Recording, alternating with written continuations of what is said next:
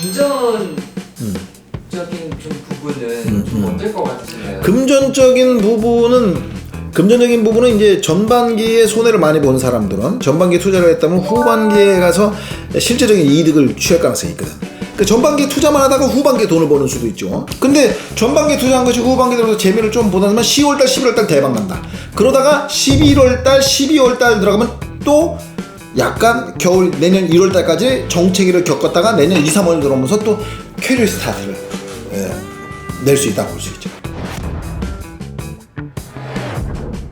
안녕하세요. 네, 안녕하십니까. 이 연생으로도 이 운세가 나오긴 나오잖아요. 연생으로도 지난번에도 말씀드린 것처럼 옛날에 연간을 중심으로 해서 농명신으로 사주를, 지금 일간을 중심으로 해서 왕세강약으로 또 조우를 상대로 또 왕세강약으로 보는데, 옛날에 보면 연간을 중심으로 농명신으로 사주를 봤다. 근데 그게 일리가 있을 수도 있다. 그건 사주의 일부분이니까. 전체가 하나일 수 있고 하나가 전체일 수 있기 때문에 화엄경에 그런 말이 있거든. 일미진중 함시방이라 이런 얘기 있거든. 사실 오늘 을사년이 을사년 을사년이 또 진행 중이잖아요.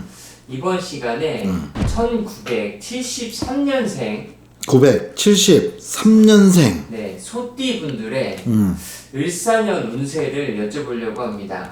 소띠분들의 을사년 운세.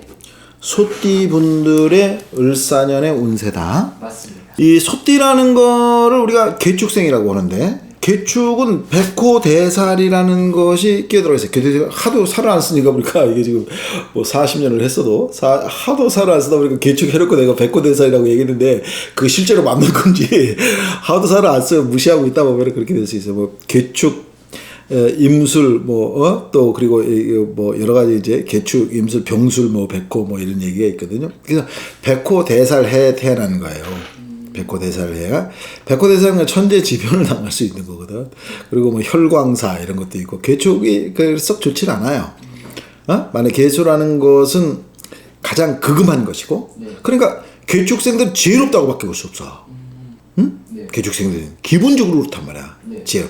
그 지혜가 잘못하면 야근 놈이 될 수도 있는 거야. 그리고 개축생들이 말이 많을 수도 있어. 근데 개축생은 소띠라고 했잖아요. 묵직하고 과묵한 생이 한도 끝도 없이 묵직하고 과묵한 거야. 토니까. 흙은 말이 없잖아. 땅에 나무가 춤을 추지. 흙이 말을 하는 건 아니거든. 흙 색깔이 있어. 몇 가지나 있어. 검은색, 뻘건색, 흰색도 드물어. 그러니까 개축생이란 기본적으로는 변화가 잘 안 되는 사람들이거든.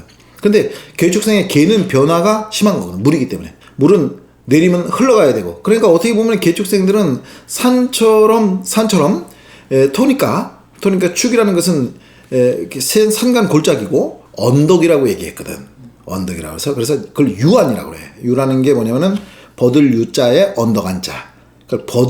버드나무 강아지가 우리 나이 든 사람들은 잘 아는데, 버드나무 강아지에 버들강아지라는 게 있어. 버드나무에 버들강아지라는 게 있어. 그 버들강아지가 언제 피느냐면은 양력 2월 말쯤에 피거든. 3월 초에 어디에? 산간 골짜기에.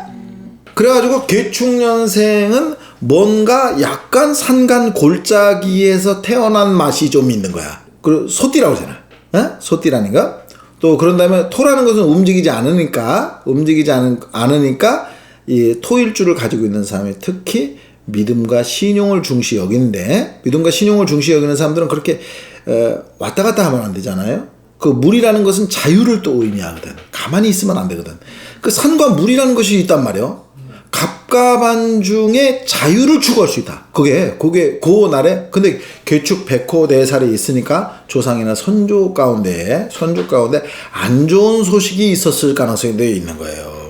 그러니까 6.25 전쟁 때 누가 돌아가셨다든지 그런 것은 이제 특히 2월생이나 또 그리고 양력 6월 7월생이거나 또 10월생에 10월생에 아버지나 부모 중에 그 조상 할아버지하고 축술 형살 관계에서 조상하고 반목하거나 조상 자리를 일찍 떠났거나 그렇게 했을 가능성이 있는 거거든, 개축이라는 게. 그러니까 자유를 추구하는 건 지혜롭고 믿음을 강조하니 예? 땅은 신용이 있는 거란 말이야. 그래서 땅을 믿을 수 있다. 부동산 불패 신화가 땅에서 나오는 거거든. 앞으로도 그래. 부동산은 공산당도 부동산을 갖다가 부동산으로 토지 공기념 하려고 자꾸 까불고 있고, 또 일본 자본을 좋아하는 자유주의자들도 땅을 선점하려고 하거든. 양쪽이 다 그렇단 말이에요. 왜냐면 땅만이 믿을 수 있는 거기 때문에. 땅이 지역과 경계를 나누는 건데, 그렇기 때문에 땅을 가지고 있는 사람은 이쪽 땅에서 저쪽 땅으로 넘어가는 기질이 있거든. 그 땅을 설탕이라고 해요. 우리가 설탕이라고 하니까 중개거래 능력이 있지. 그럼 이분들의 이 남은 하반기의 운은 좀 어때요? 이분들의 하반기 올해 운은 을사년이잖아요. 전반기는 수하고 목하고 상생하거든. 수하고 목하고 상생하는 것이니까 천간으로 상생하니까 순탄할 수도 있지만은 상생이라는 게 나한테 안 좋은 쪽으로 간다 그러면 계속해서 상생해 줘야 되거든.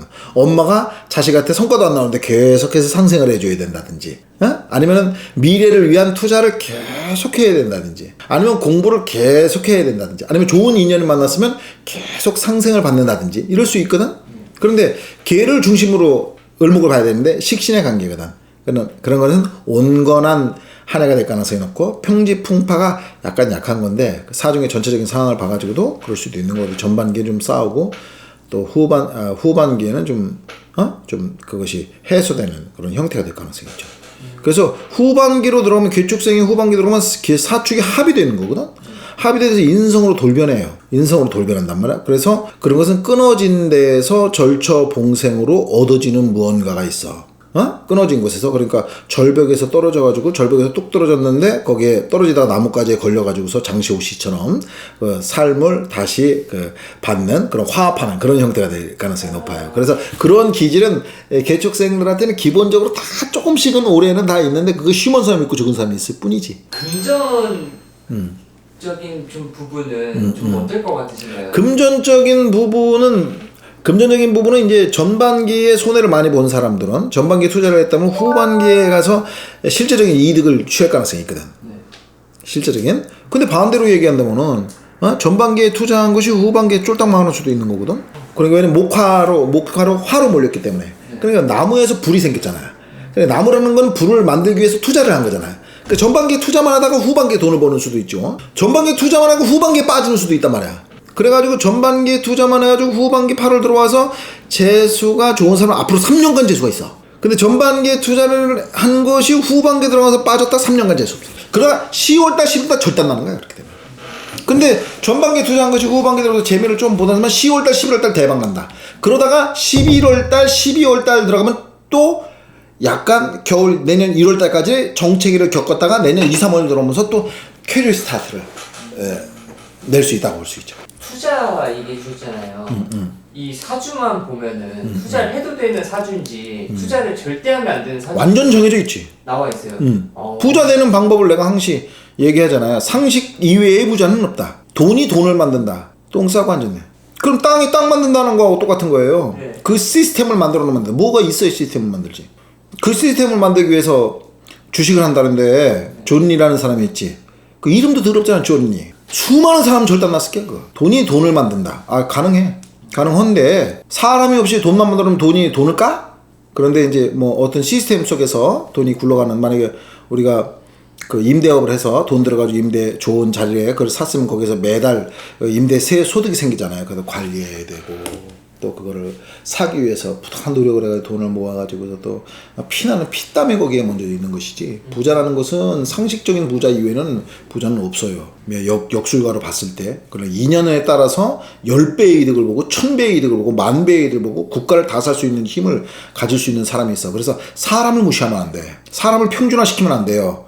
공동화, 평준화, 공산화 다 안 돼. 왜 그러냐? 사람 하나가, 징기스칸 하나가 그 가난하게 태어나가지고서 몽골 전체를 먹고 유럽까지 다 먹었거든. 네. 그럼 그 사람 하나의 힘이지 몽골의 풍수지리의 힘이 아니야. 그 사람 하나의 업력, 그 사람 안에 복력, 그 사람 안에 대복력이 천하를 제패할 수 있는 거거든. 그래서 사람을 키워야지. 사람을 평준화시킨다니. 73년생들은 지혜롭고 신용 있는 사람이라고 볼 수 있거든요. 네. 지혜롭고 신은 너무 어떻게 보면은 토에 의해서 수가 갇혀있는 형태가 되니까 너무 점잔을 빼다 보면은, 사람이 너무 점잔을 빼다 보면은 약간 그런 자유로운 물이 흙 위를 물이 갈 수는 없는 것이라서 답답하고 갑갑한 일이 생길 수도 있는 것이지만은 항시 지혜로운 사람들이기 때문에 말이 없는 사람들이 지혜로운 거거든요. 소띠, 소가 말이 없잖아요. 말이 없고 가만히 있다 보면 본질이라는 게 드러나거든. 살다 보면은 미래 기륭을 알 수